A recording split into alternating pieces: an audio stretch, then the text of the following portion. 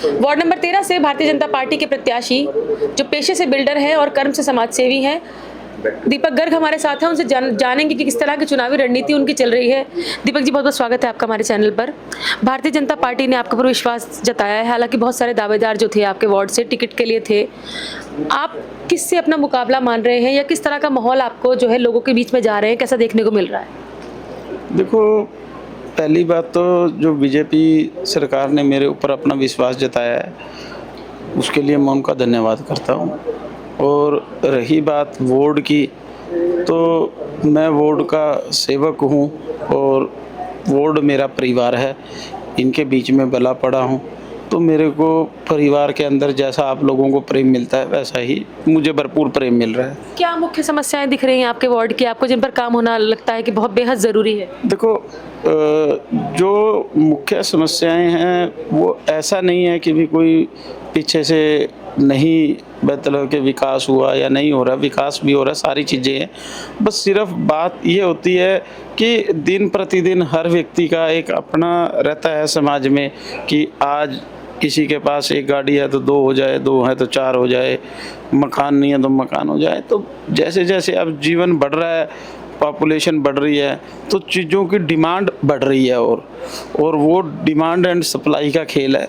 तो जो आने वाला समय है उसको खाली इस तरीके से नहीं देखा जाएगा कि भी जिस तरीके से आज की डेट में या पिछली डेट में, अब जो उसको देखा जाएगा फॉरेन कल्चर के हिसाब से। नई युवा पीढ़ी जब आ रही है, मोदी जी ने उनको वहाँ पर नई युवा पीढ़ी को एक मौका दिया है, तो वो जो काम भी है वो मोदी जी की उसी सोच के हिसाब से काम होगा और जो काम होगा वो टेक्नोलॉजी बेस्ड होगा, एडवांस टेक्नोलॉजी बेस्ड होगा।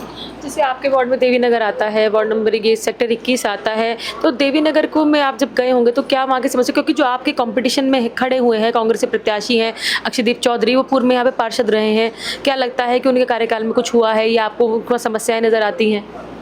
देखिए, जो उनका कार्यकाल है बेसिकली उसमें वार्ड 21 नहीं था, यहाँ 21 सेक्टर नहीं था, और जो 4 का पार्ट था वहाँ पर भी लोगों का अनुभव उनके लिए कुछ ज़्यादा ठीक नहीं है कि। और बाकी रही बात, मुझे इस बात से नहीं लेना है कि उन्होंने क्या किया क्या नहीं किया। मुझे तो इस बात से है कि पार्टी ने मेरे ऊपर विश्वास जताया है और मैं वार्ड 13 के परिवार का सदस्य हूं, तो मुझे अपने परिवार के अंदर जो भी दिक्कत परेशानी है उनको दूर करना है और उनका एक सहारा बन के उनका विश्वास जीतना है, बस इतना ही है। भारतीय जनता पार्टी की नीतियों को लेकर आप लोगों के बीच में जा रहे हैं और जैसे आपको लग रहा है कि मुकाबला किससे देख रहे हैं? लग रहा है एक तरफा माहौल चल रहा है या कहीं ना कहीं फाइट दिखाई दे रही है चुनाव? मैडम, मुकाबला क्या होता है? जो आप जाओगे मार्केट में, जनता से पूछोगे तो सभी ही जगह आपको बीजेपी और कमल दिखाई देगा। जब बीजेपी कमल सारी जगह है तो मुकाबला किस चीज़ का है?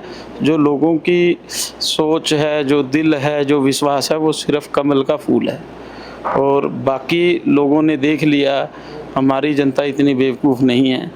एक बार इन्होंने पीछे जो भी लोगों को झूठे सच्चे वादे करके पंचकुला वासियों ने देख लिया है, तो अब इस बार वो बहकावे में किसी तरह के आने वाले नहीं हैं। और इस बार जो हमारी पंचकुला सरकार श्री श्यामलाल बंसल जी की अध्यक्षता में बनने जा रही है, वो लोगों के विकास कार्य को बड़ी तेज़ी से करेगी और जो विकास की दर होगी वो इतनी तेज़ होगी कि आने वाले 5 साल में आपको पंचकुला नहीं पेरिस नज़र आएगा। क्या अपील करेंगे अपने वार्ड की जनता से? मैं अपने वार्ड की जनता से ये अपील करूंगा कि 10 मई को चुनावी पर्व मनाएं और ज़्यादा से ज़्यादा संख्या में आप अपना मतदान करें। मतदान करने का आप करोगे जा कर के, तभी हमारा देश सही तरह से चल पाएगा। आप ही इस देश की कड़ी हैं, आप ही इस देश की आँख हैं, आप ही नाक हैं, आँख कान है, वो तभी बन पाएंगे जब आप अपने अधिकार का सही तरह से इस्तेमाल करेंगे। और मेरी एक विनती और है, जैसे राम मंदिर में 24 लाख दिए जलाकर हमारे भारतवासियों ने इस चीज़ का एकता का अखंडता का प्रमाण दिया था और उस द्वीप से एक संदेश पूरे भारत में दिया था जो जय श्री राम का उद्घोष है उसमें हमारा देश श्री राममय हो गया। तो मैं अपने वार्ड वासियों से अपील करता हूं कि जिस तरह से 24 लाख दीपक अयोध्या में जले थे, एक दीपक आप अपने वार्ड में भी जला दो, फिर देखो किस तरह से यहाँ भी रोशनी फैलती है। दीपक जी, पेशे से आप बिल्डर हैं और राजनीति में आने का, समाज सेवा भी आप करते हैं, तो राजनीति में आने का संकल्प सिर्फ ये समाज सेवा के लिए आपने, क्या वजह लगी कि ये समाज सेवा के साथ साथ आपको राजनीति में आना पड़ा? एक्चुअल में क्या है जी, मैं पिछले 10 साल से यहाँ पार्ट 3 में ही है माता काली मंदिर बाला सुंदरी चैरिटेबल ट्रस्ट के नाम से, वहाँ पे सेवा कर रहा हूँ और गौशाला यहाँ नंदी गौ सेवा सदन है उसका प्रधान हूँ। तो मेरा जीवन में उद्देश्य जो रहा है, ऐसा नहीं है कि आज ही मैं आया हूँ, धीरे समाज सेवा करना ही मेरा जीवन का लक्ष्य था।